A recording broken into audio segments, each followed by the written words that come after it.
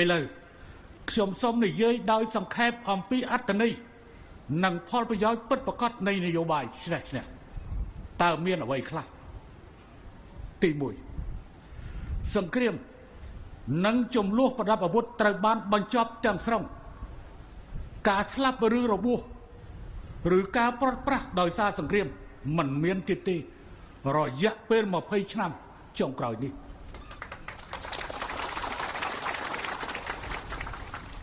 បងប្អូនត្រូវដាក់តាំងជាសំណួរថា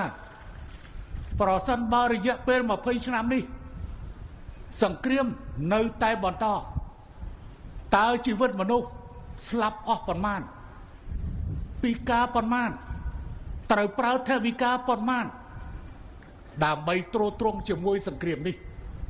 ហើយតើយើងមានលទ្ធភាពដើម្បីនឹងកសាងប្រទេសដោយសពថ្ងៃនេះឬទេនោះហើយ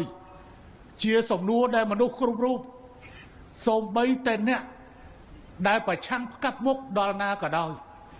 ក៏សូមទទួលស្គាល់នៅការពិតនេះអ្នកបានចូលមហាវិទ្យាល័យអ្នកបានចូលសាលា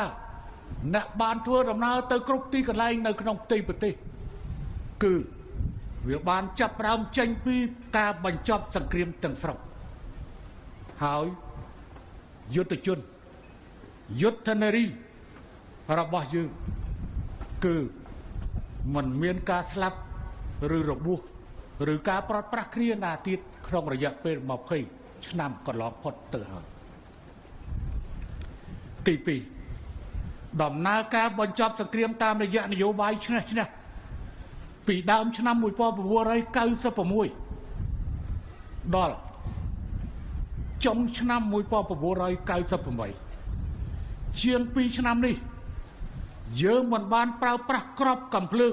សូម្បីមួយក្របដើម្បីដោះស្រាយនោះទេយើងដោះស្រាយដោយការយោគយល់ជឿជាក់រវាងខ្មែរនិងខ្មែរដោយគ្មានការបង្កប់បញ្ជាពីបរទេសការជឿទុកចិត្តគ្នានេះហើយដែលធ្វើឲ្យយើងមានសន្តិភាពរឹងមាំរយៈពេល20ឆ្នាំកន្លងមកនេះជាចំណុចពិសេស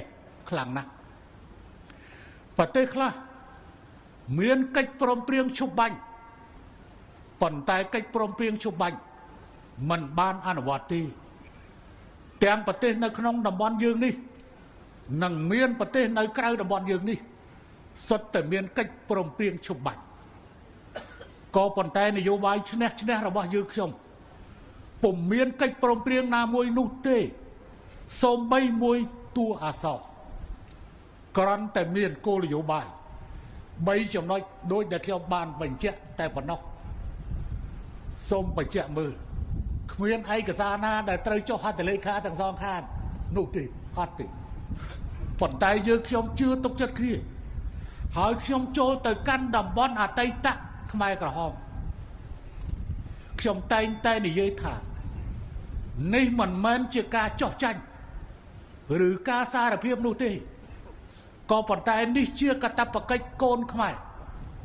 ដែលត្រូវខិតខំបញ្ចប់ជំលោះដោយអ្នកជំនាន់មុនបានបង្កើតតែពួកយើងជាក្មេងជំនាន់ក្រោយត្រូវខិតខំរំលត់